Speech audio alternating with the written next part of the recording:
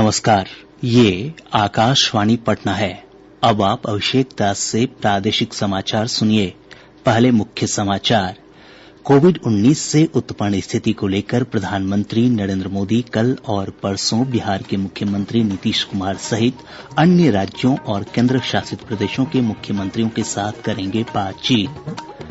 प्रदेश में आज कोविड-19 के 106 नये मामले सामने आने के साथ ही संक्रमितों की संख्या बढ़कर 6,581 हुई। बिहार विधान परिषद के विधानसभा कोटे के रिक्त 9 सीटों के लिए चुनाव कार्यक्रमों की घोषणा 6 जुलाई को होगा मतदान।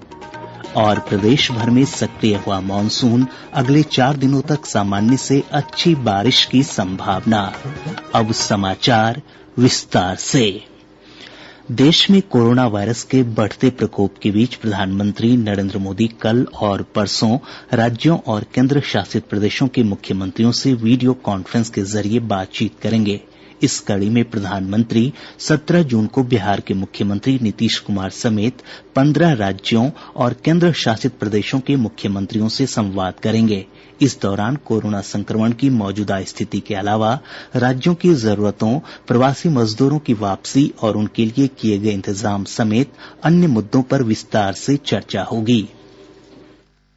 देश में कोरोना वायरस के बढ़ते मामलों को देखते हुए यह बैठक बहुत ही महत्वपूर्ण माना जा रहा है। मार्च में देशव्यापी लॉकडाउन की घोषणा के बाद से मुख्यमंत्रियों के साथ होने वाली प्रधानमंत्री मोदी की यह छठी बैठक होगी। वर्तमान में देश में लॉकडाउन का 5वां चरण चल रहा है और इस चरण में लोगों को पहले की तुलना में काफी सहूलियत दी गई है। देश में अनलॉक 1 जारी है और इसके तहत केंद्र और राज्य सरकारों ने आर्थिक गतिविधियों को बढ़ावा देने के लिए व्यापारिक प्रतिष्ठानों को छूट प्रदान की है। दीपेंद्र कुमार, आकाशवाणी समाचार, दिल्ली।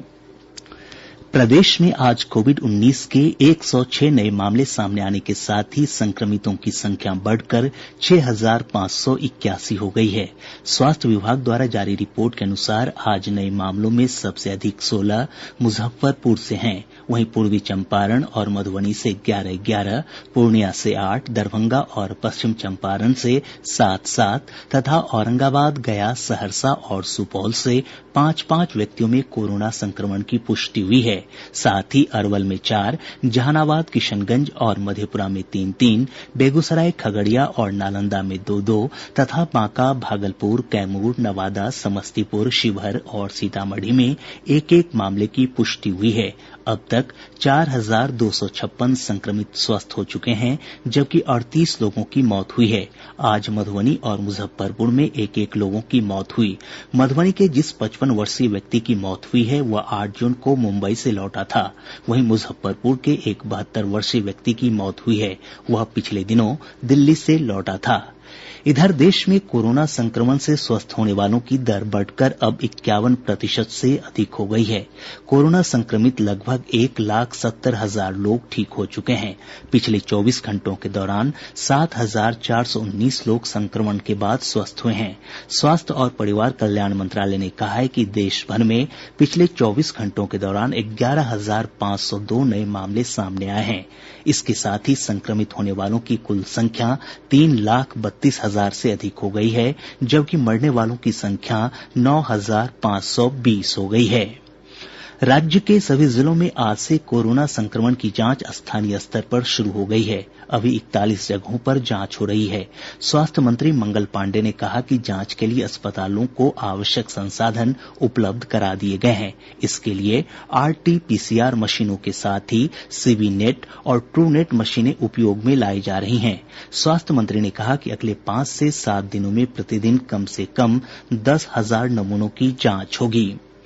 केंद्रीय स्वास्थ्य मंत्रालय ने निर्देश दिया है कि कोविड-19 के संदिग्ध मामलों में प्रयोगशाला से पुष्टि का इंतजार किए बिना शवों को तत्काल उनके रिश्तेदारों को सौंप दिया जाएगा। स्वास्थ्य मंत्रालय के दिशा निर्देशों के अनुसार शवों का सावधानी के साथ निपटान किया जाएगा। नई दिल्ली स्थित सीताराम भारतीय चिकित्सा विज्ञान और अनुसंधान संस्थान के वरिष्ठ परामर्शदाता डॉक्टर अमरचंद बजाज ने महामारी से बचाव के लिए साफ सफाई के महत्व पर जोर दिया है।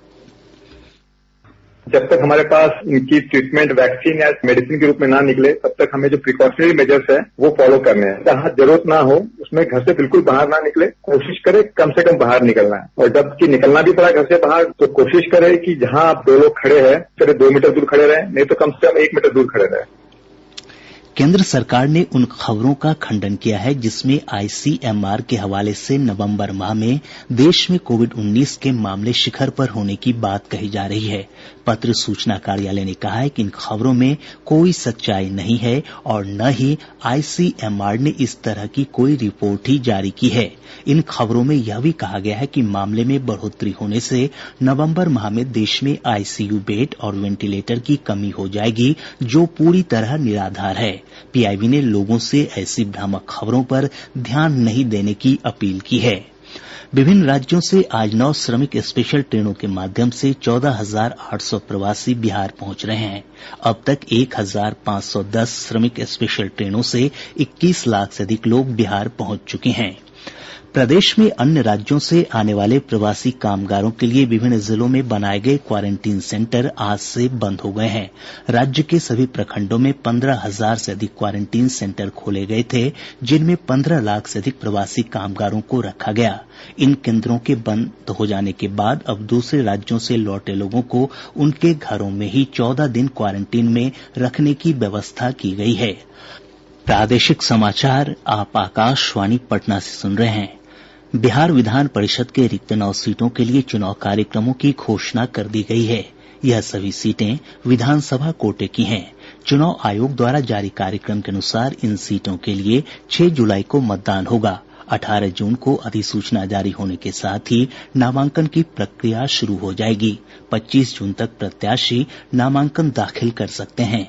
26 जून को नामांकन पत्रों की जांच होगी और 29 जून तक उम्मीदवार अपना नाम वापस ले सकते हैं। मतों की गिनती 6 जुलाई को होगी। आयोग ने राज्य के मुख्य सचिव को चुनाव प्रक्रिया के दौरान कोविड-19 से संबंधित दिशा निर्देशों का पालन सुनिश्चित करने के लिए एक वरिष्ठ अधिकारी की तैनाती का भी निर्देश दिया है।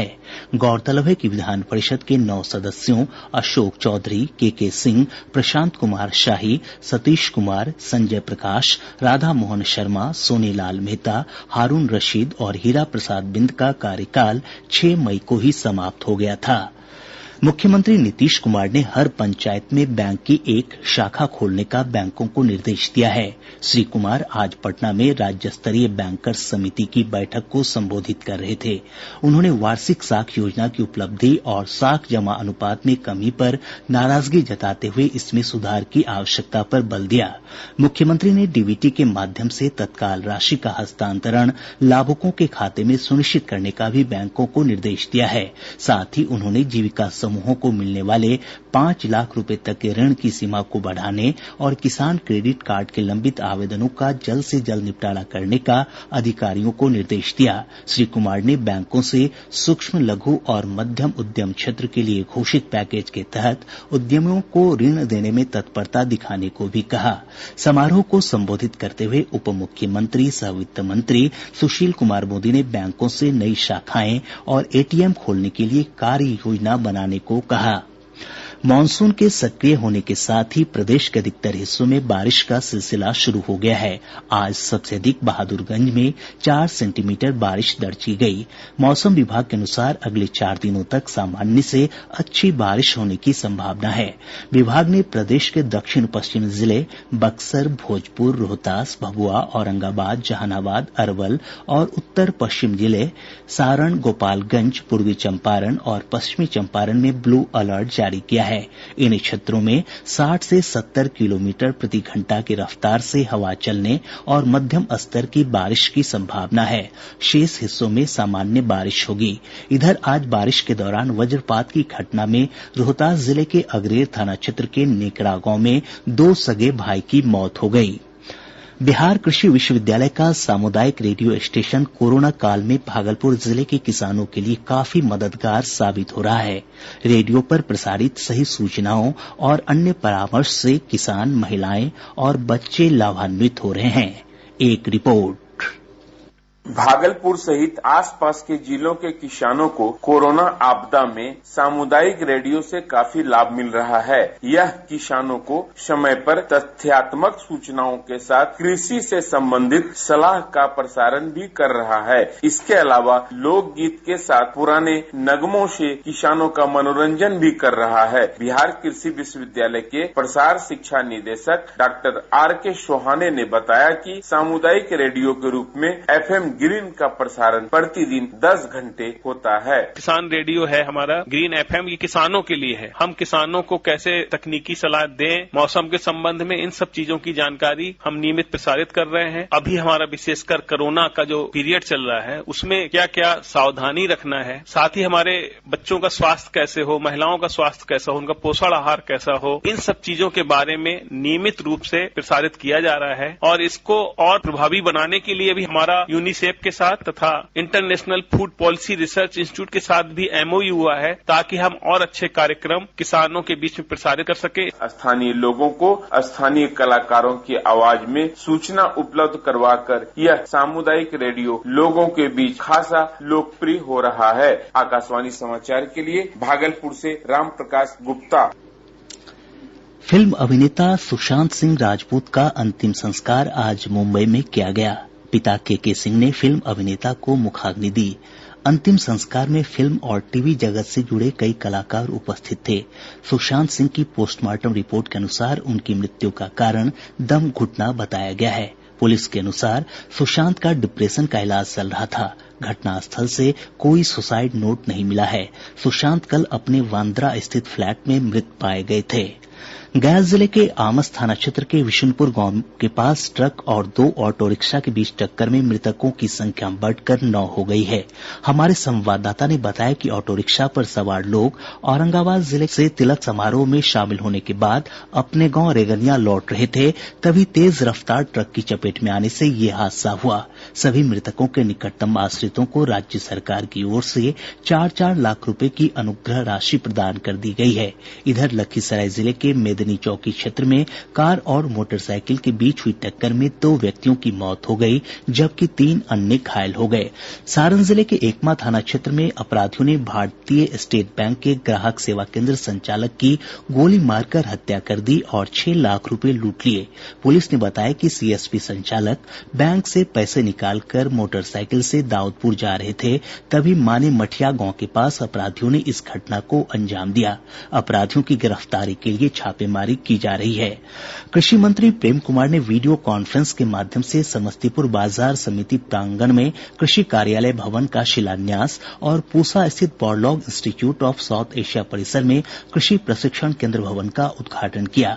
सुपौल जिले में त्रिवेणीगंज के थानाध्यक्ष सुधाकर कुमार को कर्तव्यहीनता के आरोप में निलंबित कर दिया गया है। गोपालगंज जिले के बरौली थाना क्षेत्र में करंट लगने से एक व्यक्ति की मौत हो गई। सारण जिले की पुलिस ने शराब बनाने वालों के खिलाफ सघन छापेमारी अभियान के दौरान देशी शराब की 35 भट्टियों को ध्वस्त कर 7 लोगों को गिरफ्तार किया है। वहीं पुलिस ने मुजफ्फरपुर के बोचहां थाना के चौपर गांव स्थित एक तालाब के किनारे चल रहे चुलाई शराब की भट्टी का उद्भेदन कर 400 लीटर अर्धनिर्मित शराब को नष्ट कर दिया।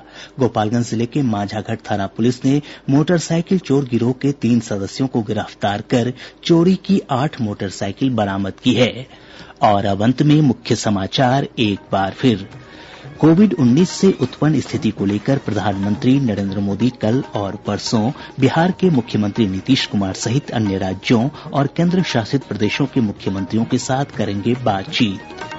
प्रदेश में आज कोविड-19 के 106 नए मामले सामने आने के साथ ही संक्रमितों की संख्या बढ़कर 6,581 हुई। बिहार विधान परिषद के विधानसभा कोटे के रिक्त 9 सीटों के लिए चुनाव कार्यक्रमों की घोषणा, 6 जुलाई को होगा मतदान। और प्रदेश भर में सक्रिय हुआ मानसून, अगले 4 दिनों तक सामान्य से अच्छी बारिश की संभावना। इसके साथ ही आकाशवाणी पटना से प्रसारित प्रादेशिक समाचार का ये अंक समाप्त हुआ। घर में रहिए, सुरक्षित रहिए और सुनते रहिए आकाशवाणी।